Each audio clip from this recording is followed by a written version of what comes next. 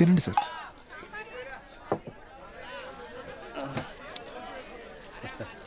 అన్న కొద్దిగా అక్కడ కూర్చొని తింటారా? తప్పుగా అనుకోకండి. అలాగే sir. Lower middle class sir, వీళ్ళు అలాగే ఉంటారు. మీరు తినండి సార్, తినండి. జనరల్గా లోవర్ మిడిల్ క్లాస్ తల్లిదండ్రులు పిల్లల కోరికలు తీర్చడానికి వాళ్ళ కోరికలు చంపుకుంటారు సార్. పిల్లల కడుపు నింపడం కోసం వాళ్ళు పస్తులు ఉంటారు.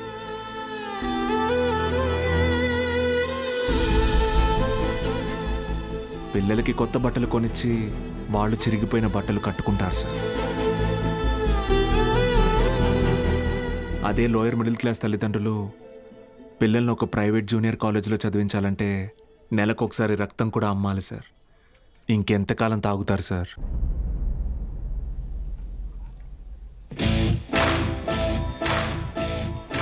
నేను బాగా ఆలోచించుకున్నాను సార్. మీ ఆఫర్ కన్నా వాళ్ళ ఫ్యూచర్ గొప్పది. మీతో రావడం కన్నా నేను ఇక్కడ ఉండడం ముఖ్యం. ఏం పీకుతావురా? మహా అయితే నెక్స్ట్ ఇయర్ కూడా పాస్ మార్కులు తెప్పిస్తావు. దానికి వాళ్ళ జీవితాలు మారిపోతాయా?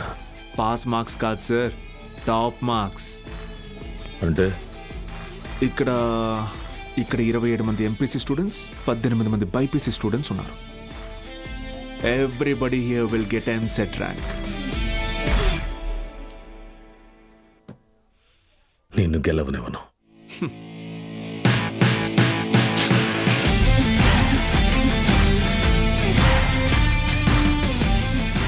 విద్య అనేది గుడిలో దేవుడికి పెట్టే నైవేద్యంతో సమానం సార్. పంచండి, 5 స్టార్ హోటల్లో డిష్ లాగా అమ్మకండి.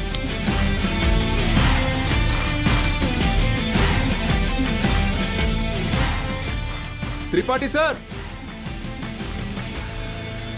Thank you sir. Take care sir. Bye bye sir. బా ఒక్క నిమిషం. Study sir, study sir.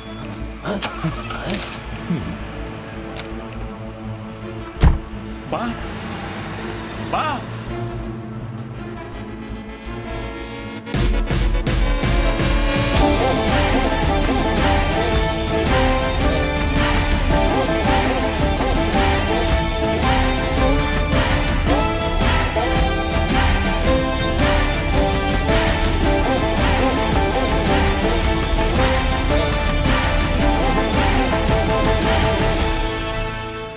Tripathi, use your brain Sudhakar అన్నావు.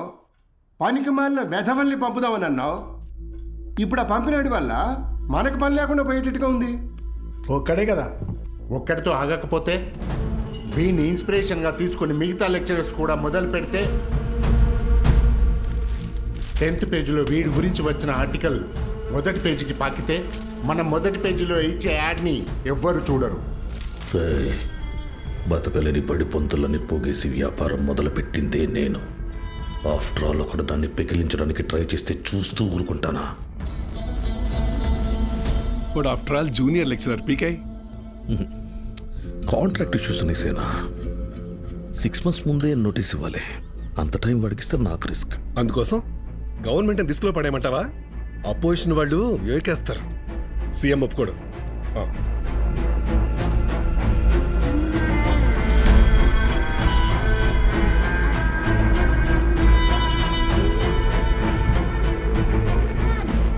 ఏంటి త్రిపాఠి, ఇంకో బెంచ్ కారు కొన్నావా?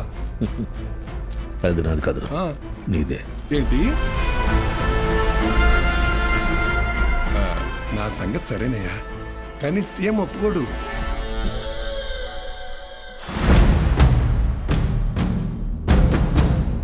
యో, నారాయణ స్వామి ఎందుకు వస్తున్నాడు? నీ సీఎం నువ్వు చెప్తే వినడు, కానీ అపోజిషన్ లీడర్ అసెంబ్లీ హాల్లో చెప్తే వింటాడుగా. త్రిపాఠి, నాకు చిన్న సాయం చేస్తావా? ఏంటి? దయచేసి నువ్వు రాజకీయాల్లోకి మాత్రం రాకయా. డెఫినెట్గా రాను. ఎడ్యుకేషన్లో వచ్చేంత డబ్బు పాలిటిక్స్లో రాదు. రాష్ట్రంలో నిరుద్యోగ సమస్య రోజు రోజుకి పెరిగిపోతోంది అధ్యక్ష. దీనికి ప్రధాన కారణం ప్రైవేటీకరణ అధ్యక్ష. రోడ్డు కాంట్రాక్టర్లు, రైల్వే కాంట్రాక్టర్లు ఇప్పుడు కొత్తగా గవర్నమెంట్ జూనియర్ ప్రెసిడెంట్ గారు మీ ఇంటి దగ్గర పాలు పోయొద్దన్నారండి. కావాలంటే కేంద్రానికి వచ్చి డబ్బులు కట్టి పాలు కొనుక్కోండి, ఏమనుకోద్దు సార్. ఎంప్లాయ్మెంట్ ఎక్స్చేంజ్ దగ్గర లెక్చరర్ల పోస్టుల కోసం దరఖాస్తు చేసుకున్న నా నిరుద్యోగ సోదరులకు ఏం సమాధానం చెప్తుంది ప్రభుత్వం? చదువుని ప్రైవేటీకరణ చేస్తున్న ఈ జీవోని వెంటనే రద్దు చేయాలని నేను డిమాండ్ చేస్తున్నాను.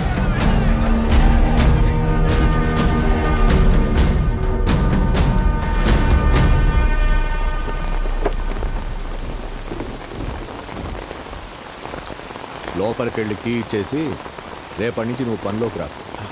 ఏమైంది సార్? వెళ్ళి నీ కొడుకుని అడుగు. సార్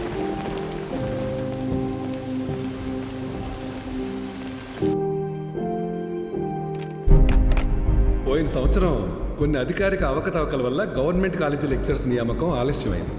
ఆ లెక్చరర్స్ కొరతని ప్రైవేట్ కాలేజీలు భర్తీ చేసి ఒక కొత్త వారధికి నాంది పలికాయి. కానీ ఇప్పుడు పరిస్థితి మారింది. ఇటీవల జరిగిన ఇంటర్వ్యూస్లో 500 మంది లెక్చరర్స్ సెలెక్ట్ అయ్యారు. కానీ పోస్టింగ్స్లో ఇంకా అస్పష్టత నెలకొంది.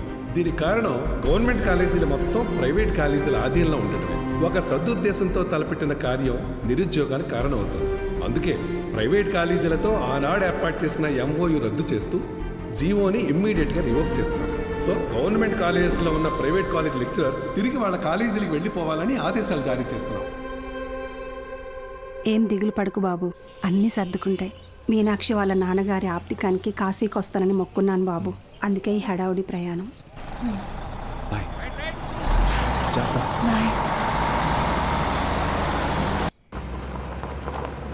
9th ర్యాంకే కదా, అయినా సరే నెలకొక 3,000 నుంచి 4,000 ఖర్చు అవుతుంది. మీ నెల జీతం 900 అనుకుంటా కదా? అవునయ్యా. భయపడద్దు, అప్పు చేయక్కర్లేదు. మీ అబ్బాయి చదువు పూర్తయ్యేంత వరకు ఫీజు బాధ్యత నాది. పై చదువులకు అమెరికా పంపిస్తాను. అమలాపురంలో సబ్ ఇన్స్పెక్టర్గా పోస్టింగ్ ఇప్పిస్తాను. మీ అమ్మగారితో టౌన్లో హోటల్ పెట్టేస్తాను. నువ్వు చేయాల్సిందల్లా ఒక్కటే, నీకొచ్చిన మార్కులు త్రిపాఠి ఇన్స్టిట్యూషన్స్లో చదవటంలో చేయని చెప్పాలి. నువ్వు మా కాలేజీలో షార్ట్ టర్మ్ క్రాష్ కోర్స్ తీసుకున్నట్టు ఈ అగ్రిమెంట్ మీద సైన్ చేయాలి. మీ అమ్మ నాన్న పోగొట్టుకున్న పొలం ఇక మీదట మీదే. ZPTC chairman post, anonymous.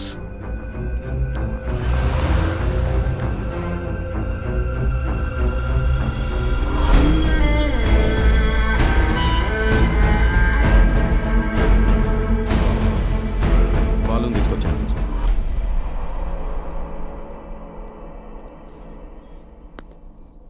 నీ స్టూడెంట్స్ సంతకాలు చేసి ఇచ్చారు నాకు. మీ ఈ ర్యాంకులకు కారణం ఎవరని నిద్రలో ఎప్పటికినా త్రిపాఠి అనే చెప్తారా? పబ్లిక్లో పొరపాటురని పేరు తలిచిన ఒక్కరికి కూడా ఫ్యూచర్ లేకుండా చేస్తాను. అర్థమైందా? ఆ రోజు దట్ అసెంబ్లీ డే నీ ముఖం కూడా నేను సరిగ్గా గమనించేది. ఎక్కడో దూరంగా ఉన్నావు కదా, ఇంత చిన్నగా ఉన్నావు. వచ్చి నన్నే ఊడిద్దాం అనుకున్నావా? త్రిపాఠి సార్, చాలా రోజుల క్రితం మీరు నాతో అన్నారు, 0 fees 0 education, more fees more education అని. ఆ బోర్డులో ఉన్న స్టూడెంట్స్ ఎవ్వరికి వేలకి వేలు ఫీజు కట్టడం వల్ల ఈ ర్యాంకులు రాలేదు. మీరు వాళ్ళకి లక్షల లక్షల డబ్బులు ఆశ చూపించి వాళ్ళ ర్యాంకుల్ని, వాళ్ళ గెలుపుని కొన్నారు. ఇది కూడా ఒక గెలుపేనా?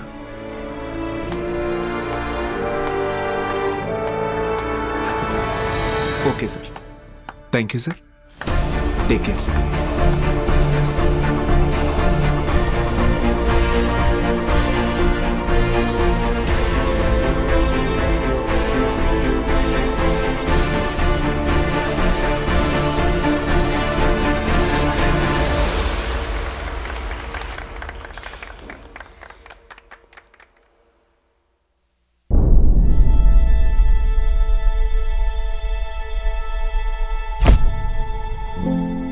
ఏ మనిషి అయితే మిమ్మల్ని నమ్మలేదో ఈరోజు ఆ మనిషే మీ ఇంటి ముందుకొచ్చి మిమ్మల్ని తన ఇన్స్టిట్యూట్కి బ్రాండ్ అంబాసిడర్ అవ్వమని బతిమాలుతున్నాడు. ఏదే బూస్ట్కి సచిన్ ఉన్నట్టు. ఇది కదా నేను మీకు దక్కాలనుకున్న రెస్పెక్ట్. వచ్చింది. సూపర్. సంతకాలు పెట్టండి. కాంట్రాక్ట్ మీద సంతకాలు పెట్టండి. చదువు అనేది వ్యాపారంగా మారి చాలా కాలమైంది. ఫ్యూచర్లో ఇది ఇంకా పెద్ద వ్యాపారం అవుతుంది. ఈరోజు ఇంటర్ ఫస్ట్ ఇయర్ సెకండ్ ఇయర్కి వసూలు చేసే ఫీజుల కంటే ఎక్కువ ఫీజులు ఎల్కేజీ యూకేజీ క్లాసులకి వసూలు చేసే రోజులు వస్తాయి. మన కంటికి కనపడేది త్రిపాఠి ఒక్కడే, కానీ తనలాంటి వాళ్ళు ఈ దేశంలో చాలామంది ఉన్నారు. మీ చదువుకి ఖర్చు అయ్యే ప్రతి రూపాయి త్రిపాఠి జేబులో నుంచే రానివ్వండి. మీ ఇంట్లో వాళ్ళకి ఇస్తానన్నవన్నీ ఇవ్వనివ్వండి. పై చదువులు చదివిస్తాడా? చదవండి. తన అహంకారాన్ని వాడుకొని మీరు ఎదగండి. మంచి పొజిషన్కి వెళ్ళండి. బాగా సెటిల్ అవ్వండి. అప్పుడు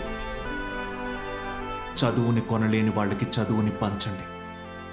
మీలాగా వాళ్ళని గెలిపించండి. 46 మంది ఉన్నారు. మీరు తలుచుకుంటే ఎంతో మంది జీవితాల్ని మార్చగలరు. వచ్చి ఆ కాంట్రాక్ట్స్ మీద సంతకాలు పెట్టండి.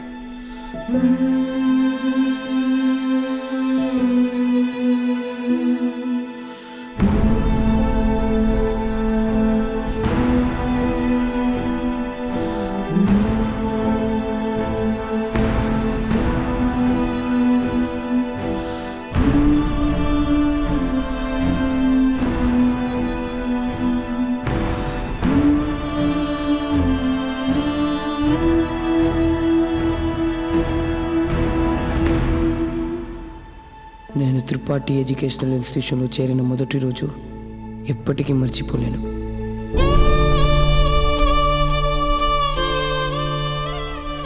లెక్చరర్స్ అంతా నాకు ఎంతో అంటగా నిలబడి నన్ను ప్రోత్సహించారు.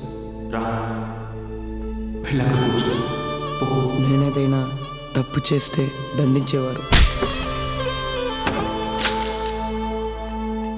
వాళ్ళే నన్ను సరైన దారిలో నడిపించారు. నాకంటూ ఒక లక్ష్యాన్ని ఏర్పరిచి అందులో నన్ను గెలిపించారు.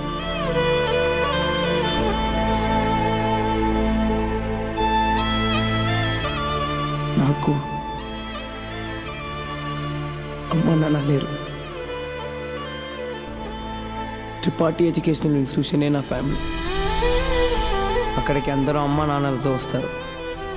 నాకెవరూ లేరుగా. ఆయన వస్తారేమో అడుగుతారా?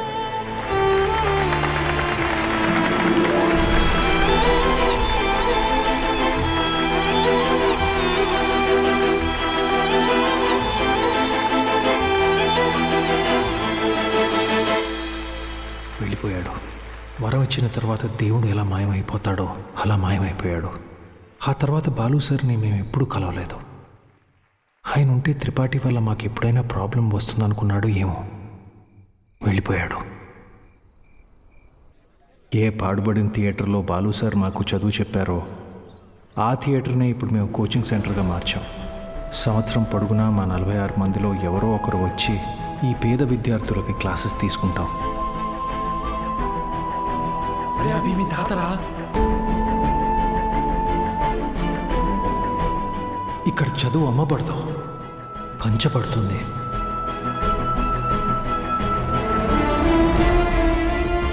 ఇదే మా బాలు సార్కి మేము ఇచ్చే గురుదక్షిణ.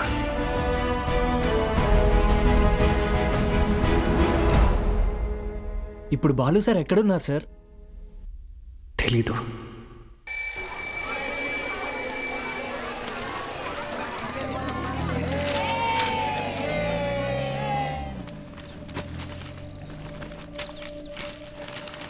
அண்ணா ஒரு பண்ணு கொடுங்கண்ணா.